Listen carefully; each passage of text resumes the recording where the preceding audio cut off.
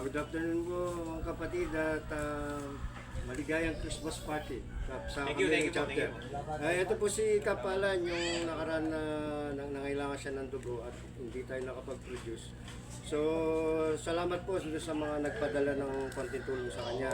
Pasalamatan ko lang po at Tarlac City, si Cap Cesar ng Riyadh, nagpadala din ng konti. Si Cap Premier ng San Clemente, nagpadala din. Cap Jiban, tsaka Cap Nad. So ito, konti lang kung may magpapahabol sa ibang chapter kasi nga magpapasko siguro, marami silang gastusin pa. So meron akong nakitang comment si Cap Norma, 26 daw eh. So yung mga magpapadala na ibang chapter, to follow na lang Kapalan. Kung ano, iabot ko na lang ulit. So ito, pagpasensyaan mo na yung nalikom natin ng konti tulong. So maraming salamat po sa mga nagpadala. Si NT, ako, si Cap Cesar, Cap Premier, Tarlac City Chapter. Thank you.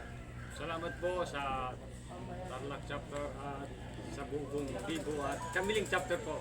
Salamat po ako sa tulong po ninyo at magagamit po ito para sa aking pagbili po ng gamot at sa aking kalahatan. Maraming salamat po.